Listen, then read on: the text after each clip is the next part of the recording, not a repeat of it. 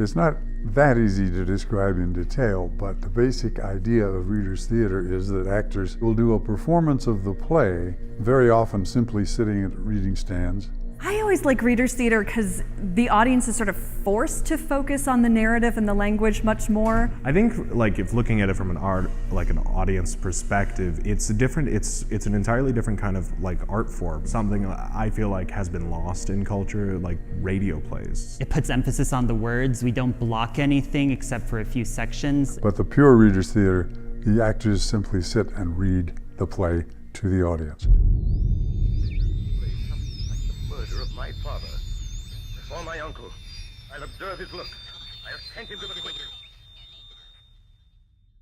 Reported I had got myself up in male haberdashery. When we started, the concept for Bob Blue was we were calling it a salon theater. And so we wanted not just full shows, but also recitals and readers' theater and concerts and community conversations. So we had an early version. It wasn't as formal as when we began the Readers Theater program in 2006, but we had something almost out of the gate called Second Sundays Old and New, and we called it our Chautauqua series. I grew up on radio.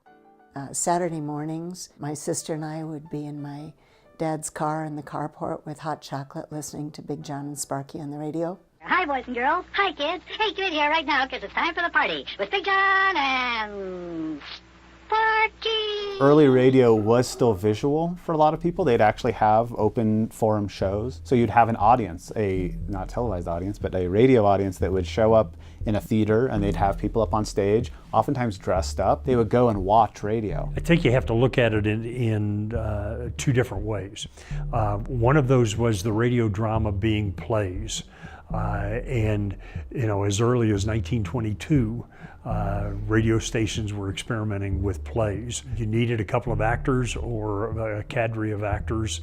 You may need some sound effects, something of that nature, and then you could just go on and do whatever that play was. I mean, the most famous one, of course, is the 1938 War of the Worlds. Ladies and gentlemen, we interrupt our program of dance music to bring you a special bulletin from the Intercontinental Radio News. At 20 minutes before 8 Central Time, Professor Farrell of the Mount Jennings Observatory, Chicago, Illinois, reports observing several explosions of incandescent gas occurring at regular intervals on the planet Mars. Ladies and gentlemen, am I on? Ladies and gentlemen, here I am, back of a stone wall that adjoins Mr. Wilmer's garden. From here, I get a sweep of the whole scene. I'll give you every detail as long as I can talk and as long as I can see. More state police have arrived. They're drawing up a cordon in front of the pit. About 30 of them. When there's a paradigmatic change, War of the Worlds is definitely that. In the origins of cinema, the great story is about in 1895 in the Grand Café of Paris. There were the first public screening of film, and everybody's sitting in the audience, and a train is coming toward them that's been projected on the screen. And the story is that everybody leapt out of their seats because they thought a train was going to break through the wall. I think probably the same is true to some extent with War of the Worlds.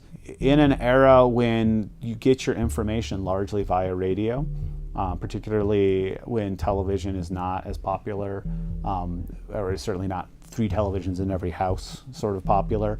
When you're at that point, for somebody to go on the radio and say, this is a news report, aliens have landed, the world is changing, many of them were very suspicious or just like, oh, this is a lark.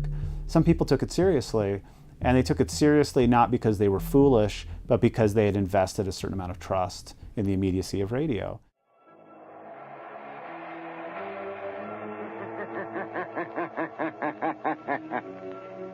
Who knows what evil lurks in the hearts of men? The shadow knows. When I was a kid in the 50s, I was sick with the mumps, and I was visiting my grandparents' house in South Carolina, Charleston, South Carolina.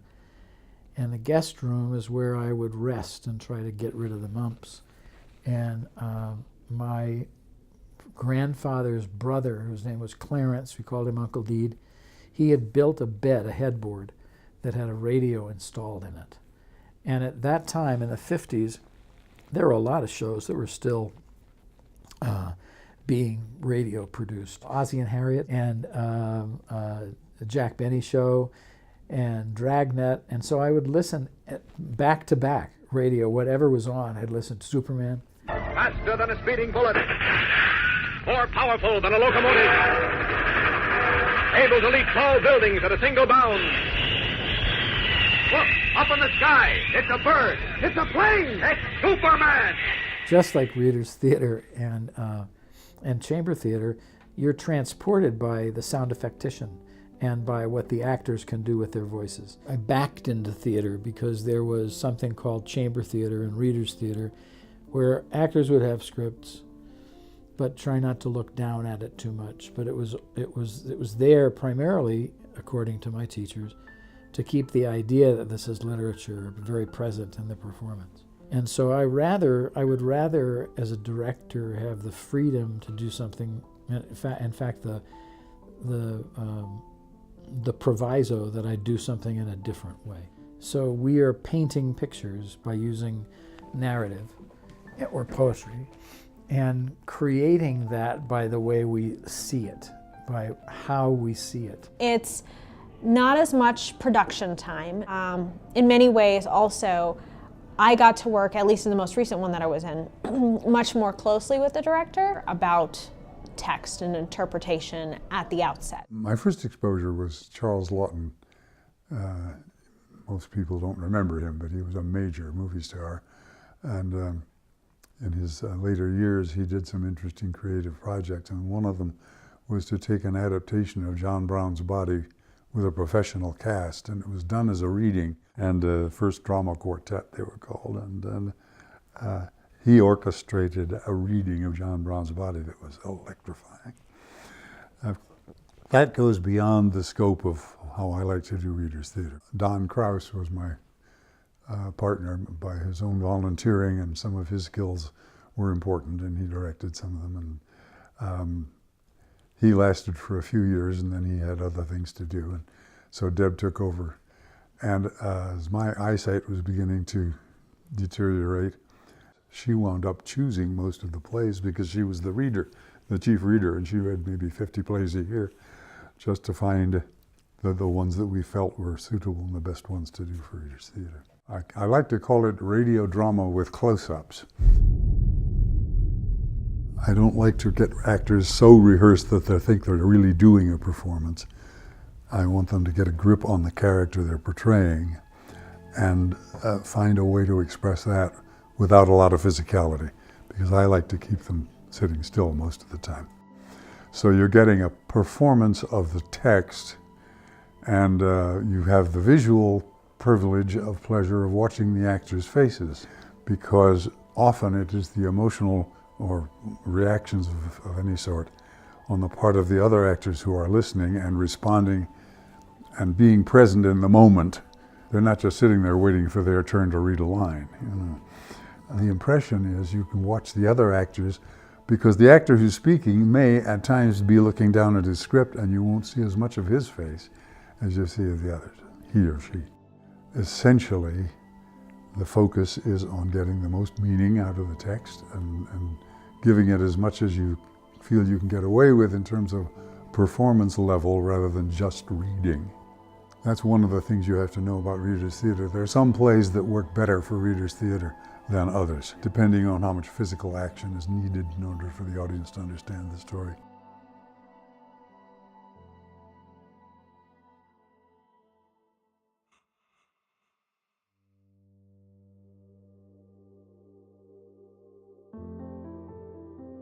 This Reader's Theater is basically bringing the non-main stage side of, I feel like, what I am as an actress. I always like Reader's Theater because the audience is sort of forced to focus on the narrative and the language much more. I think, like, if looking at it from an audience perspective, it's an entirely different kind of like art form. Something I feel like has been lost in culture, like radio plays. It puts emphasis on the words. We don't block anything except for a few sections. I think one of the things that's nice is a Reader's Theater show makes me spend much more time with the script and much more time with the text than I ordinarily would. It's my first one in probably 15 years. This is the first one. In the past 6 years, I have done about one a year of Reader's Theater. I got involved because I came to auditions, and the rest is history. Well, calling CQ, New York. Isn't there anyone on the air? Isn't there anyone on the air? Isn't there anyone? 2X, 2L.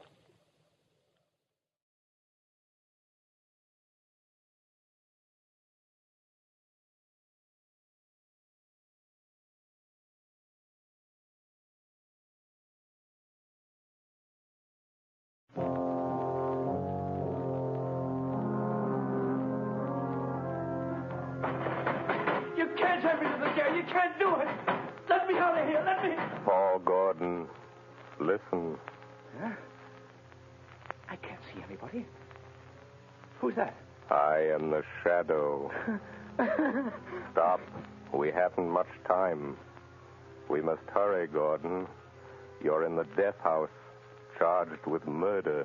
Yes, I'm innocent. I'm innocent. But nobody knows it. Take courage, Gordon. The Shadow knows.